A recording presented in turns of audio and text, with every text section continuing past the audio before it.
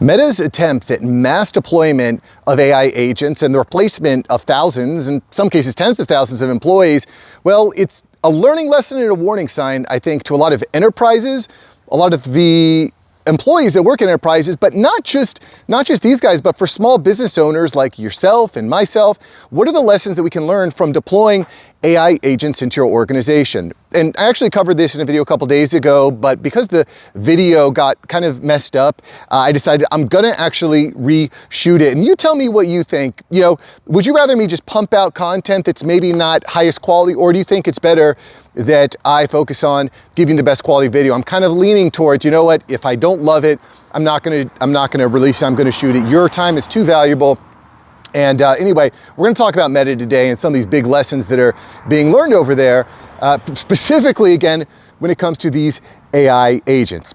Okay, so we got to go back a little bit to May of 2026. So in May, Meta laid out plans to execute mass layoffs. And this project was codenamed Project OT, Organizational Transformation. And the plan was for the layoffs to happen in two waves. The first wave, which actually occurred in May, and then a second wave that was planned to happen in November. And basically Meta was going to shut down any open positions and push out poor performers. And quite frankly, I saw this video the other day of these chicks, these project managers over at one of these big tech companies, sitting in bikinis in the pool on their laptops, telling all the engineers what to do. And I just think it is the most ironic, hilarious thing that, you know, you're a 22-year-old fresh out of college sitting by the pool telling the engineers what to do. Give me a freaking break. Anyway, those are the types of people that are getting canned, for lack of a better term.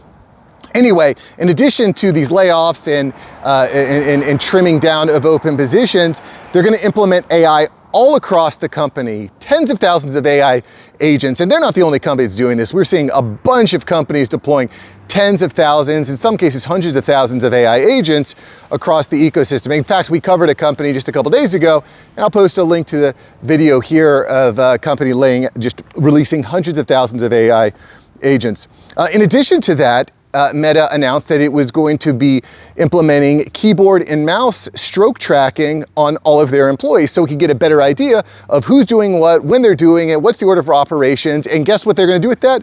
You guessed it, they're gonna leverage all that data to essentially train AI agents to perform a lot of those tasks.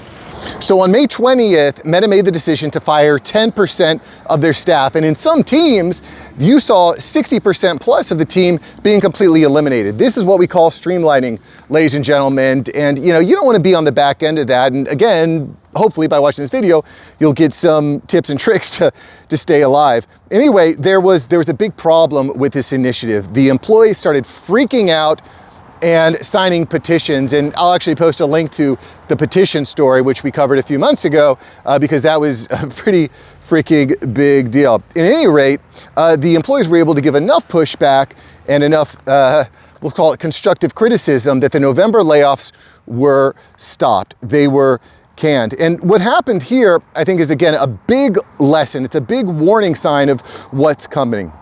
All right, teams can work much more streamlined is the first lesson here, guys.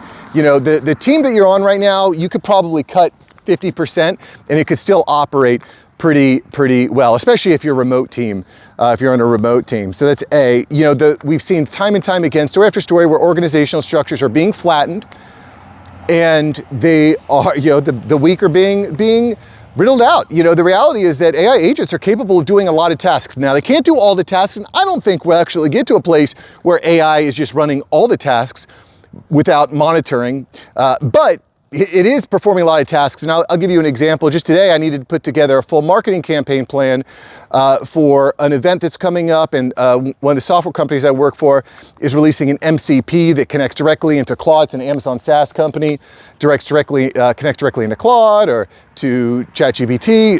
Really, really sick. Very, very impressive. So I need to put together a marketing plan. So I just went into Claude Cowork.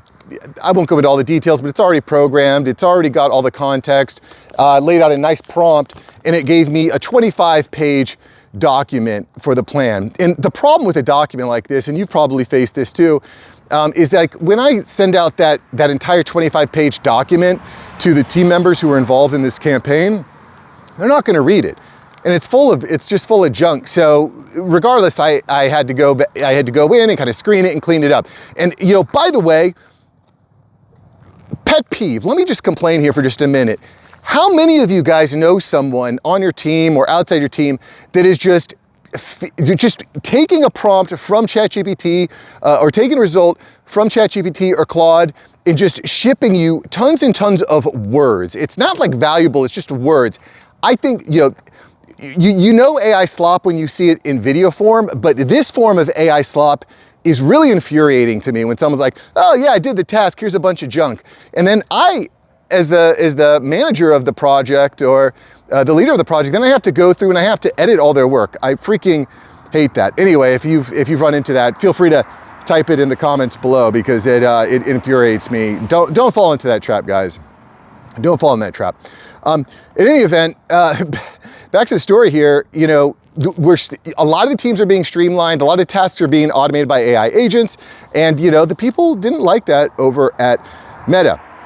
Regardless, AI and remote monitoring are taking over many roles, but in my opinion, if a company like Meta moves too fast into implementing all this AI and laying off employees, well, that can run into a lot of organizational problems. I mean, not to mention just like the morale and the culture, but we saw both Klarna and Salesforce run into major problems when they rolled out way too many AI agents and way too many layoffs too quickly. And we covered that in videos. I'll post a link to the video here. And just by the way, guys, if you've been subbed to the channel, huge thank you. We've been doing these videos. I think we're really relaying an important message because quite frankly, when I'm at parties, when I'm talking to my wife, nobody cares about what's happening, but it's like they don't realize that AI is taking over the world and that jobs are just being laid off by the tens of thousands. So by subscribing to the channel, it makes a difference both in my life and in the life of your fellow man. And just a quick shout out to Crimson8 and Randy Skiles, two of our newest members of the community. By hitting join, you support me, you support the channel, you support this movement to help men survive and thrive in the AI age. So shout out to you guys.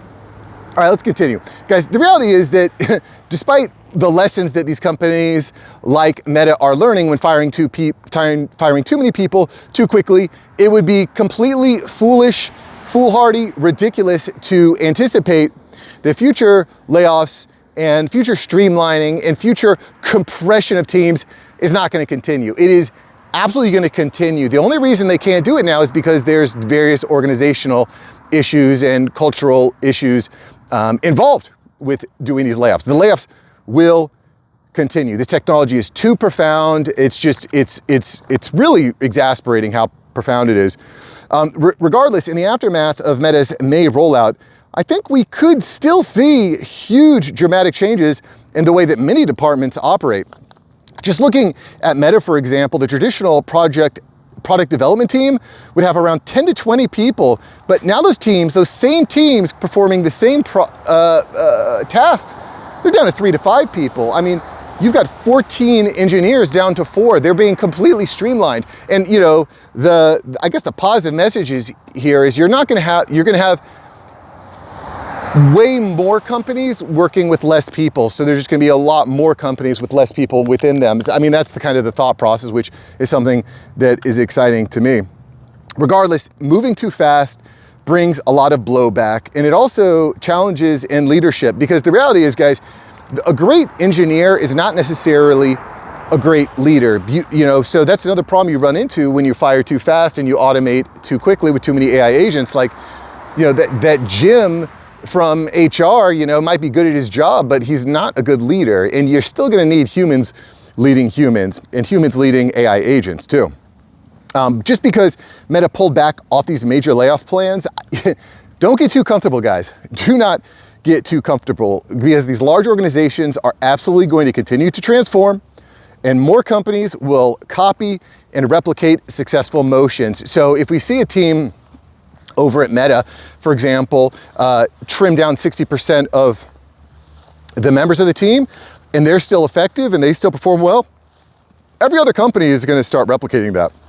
And this transcends big tech guys. This goes out to everything. You know, this is the customer service rep at an insurance organization. This is the sales rep at a B2B firm. Like every single level of every single industry is going to be impacted. And just to kind of highlight this, Zuckerberg sent out an internal memo where he said, quote, "We are the only major company focused on empowering people and putting the power of this new technology in billions of people's hands across all our products, rather than primarily focusing on automating work." And I think this is the right message. You know, we'll see how it manifests, but his idea is, hey, we're gonna give the technology to everyone. We're not gonna replace you, we're just giving you all the technology.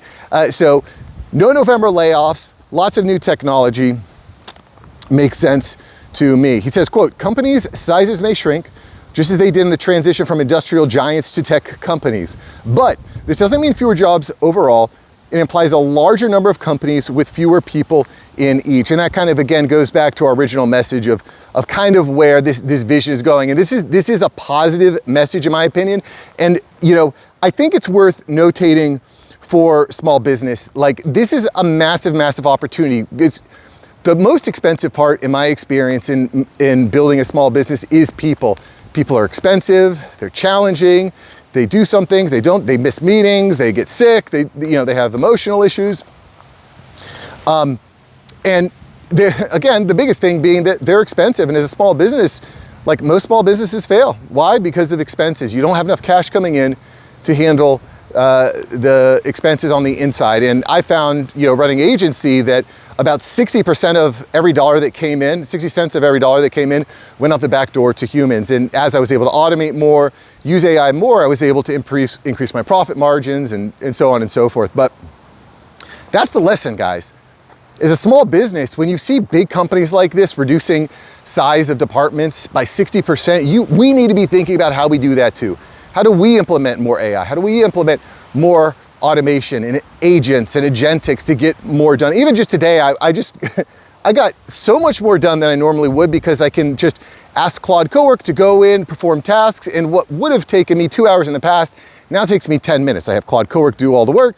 I give it a good prompt let it do the work, and then come in on the back end and do cleanup. And gosh, man, it is actually shocking to me how many people don't get what's happening here. We have to watch, we have to replicate, and we have to iterate. We have to create that flywheel, guys. And I hope this message hits someone that needs to hear it. I appreciate you guys supporting the channel, subbing, and again, hitting that join button below. I mean, it makes a huge, huge difference in the movement that I think is necessary, because a lot of guys out, the other day, just a quick side note, the other day I recorded a video on autonomous vehicles, and I would say 70% of the comments in there were like, yeah, this is inevitable, it's happening, da-da-da.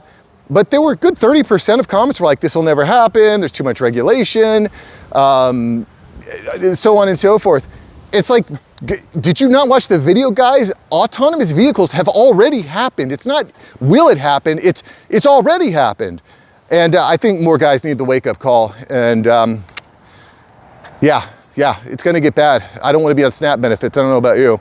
My cholesterol level can't handle all that processed food. Anyway, I hope you guys watched the video. If you liked the video, smash like, smash subscribe, and check out yesterday's video where we kind of take a little stock watch at Salesforce and the supposed SaaSpocalypse that might not be as devastating as originally expected. Watch yesterday's video. I think you'll like it. I'll see you there. Peace.